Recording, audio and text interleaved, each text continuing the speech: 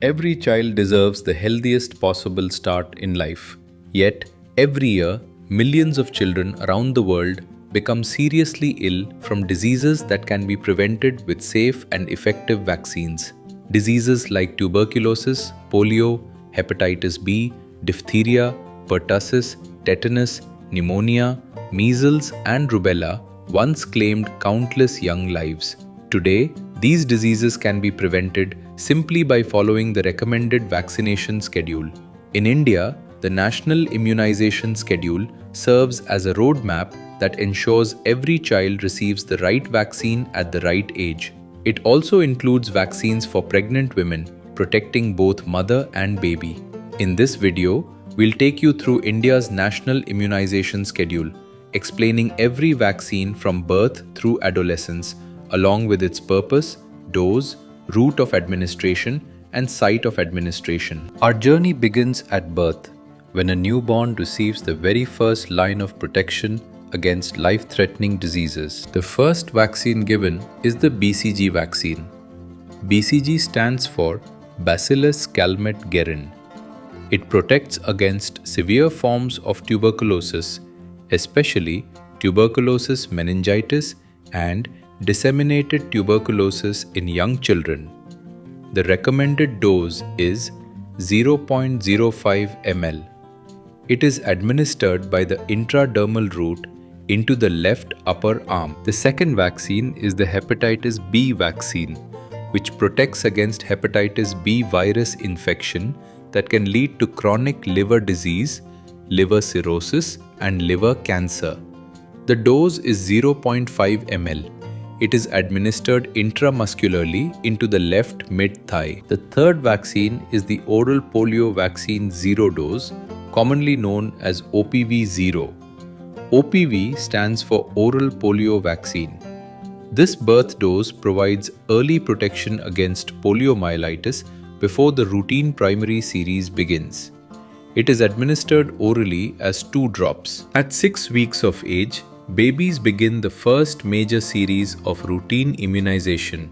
This is an important stage because maternal antibodies gradually decline and the infant's own immune system starts developing active immunity. The oral polio vaccine is administered again as 2 oral drops to strengthen protection against poliovirus. Next is the rotavirus vaccine, which protects against severe diarrhea caused by rotavirus infection. The vaccine is given orally as 5 drops. The pentavalent vaccine is then administered.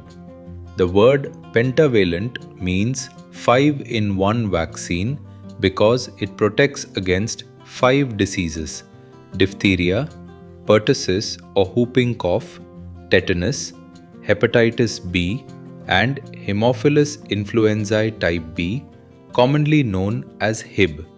Hib is a bacterium that can cause meningitis and severe pneumonia in young children. The recommended dose is 0.5 ml. It is administered intramuscularly into the left mid-thigh. The next vaccine is the fractional inactivated polio vaccine, abbreviated as FIPV. The letter F stands for fractional, indicating that only a fraction of the standard IPV dose is administered. IPV stands for inactivated polio vaccine, which contains killed poliovirus and provides excellent immunity. The dose is 0.1 ml. It is administered intradermally into the right upper arm. The final vaccine at 6 weeks is the pneumococcal conjugate vaccine, commonly known as PCV. This vaccine protects against Streptococcus pneumonia, a bacterium responsible for pneumonia, meningitis, and bloodstream infections. The dose is 0.5 ml. It is administered intramuscularly into the right mid-thigh. At 10 weeks of age, the child returns for the second set of primary immunization doses.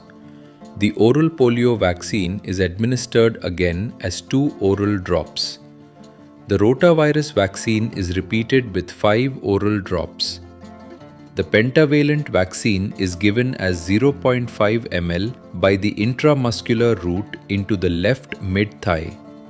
These repeated doses strengthen the immune response and build long-lasting protection against these diseases. At 14 weeks, the primary immunization series is completed. The child receives another dose of oral polio vaccine, rotavirus vaccine, and pentavalent vaccine. In addition, the second dose of fractional inactivated polio vaccine is administered as 0.1 ml intradermally into the right upper arm. Another dose of pneumococcal conjugate vaccine is also administered as 0.5 ml intramuscularly into the right mid-thigh. Completing all three primary doses is essential for achieving optimal immunity. Between 9 and 11 months of age, several important vaccines are introduced. The child receives the first dose of the measles rubella vaccine, commonly known as the MR vaccine. This vaccine protects against both measles and rubella. The dose is 0.5 ml and is administered subcutaneously into either the right or left upper arm. In districts where Japanese encephalitis is endemic, the first dose of the Japanese encephalitis vaccine or JE vaccine is also administered. The dose is 0.5 ml by the subcutaneous route. A booster dose of the pneumococcal conjugate vaccine is administered as 0.5 ml intramuscularly into the right mid-thigh to reinforce protection against pneumococcal disease. The third dose of fractional inactivated polio vaccine is administered as 0.1 ml intradermally into the left upper arm. At this visit, the child also receives the first dose of vitamin A supplementation. Although vitamin A is not a vaccine, it plays a vital role in maintaining healthy vision, supporting immune function, and reducing the severity of infections such as measles.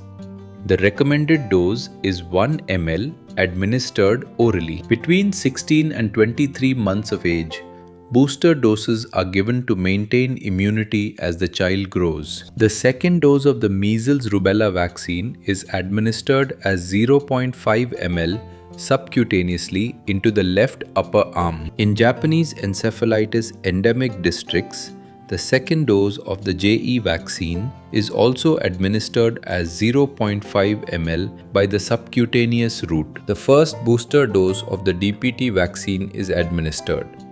DPT stands for diphtheria, pertussis, and tetanus.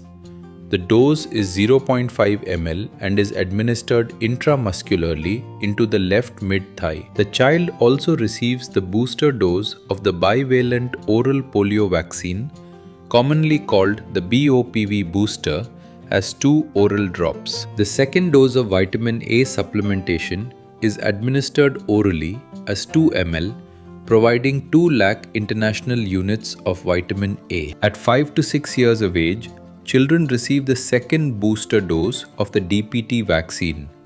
The dose is 0.5 ml and is administered intramuscularly into the left upper arm. During this period, vitamin A supplementation continues every 6 months until the child completes 5 years of age, ensuring adequate nutrition and immune support. As children enter adolescence, booster vaccination continues to maintain long-term protection. At 10 years of age, the TD vaccine is administered. TD stands for tetanus and reduced dose diphtheria vaccine. It replaces the older tetanus toxoid vaccine and provides continued protection against both tetanus and diphtheria. The dose is 0.5 ml and is administered intramuscularly into the left upper arm. Another dose of the TD vaccine is administered at 16 years of age using the same dose, route, and site of administration. These booster doses help maintain immunity well into adulthood. Vaccination is equally important during pregnancy. Immunizing pregnant women not only protects the mother, but also provides passive immunity to the newborn during the first few months of life. The first dose of the TD vaccine is administered as early as possible during pregnancy. The dose is 0.5 ml and is given intramuscularly into the left upper arm. A second dose of TD is administered at least 4 weeks after the first dose. However, if the pregnant woman has already received 2 doses of TD during a previous pregnancy within the last 3 years, only a single TD booster dose is required during the current pregnancy. Following the National Immunization Schedule is one of the most effective ways to protect children from vaccine-preventable diseases. Beginning at birth and continuing through infancy, childhood, adolescence, and even pregnancy, each vaccine plays a unique role in building strong and lasting immunity. Every dose is carefully scheduled to provide protection when it is needed the most. By ensuring that every child receives every vaccine on time, we not only safeguard individual health but also strengthen community immunity and move closer to a future where preventable diseases no longer threaten our children.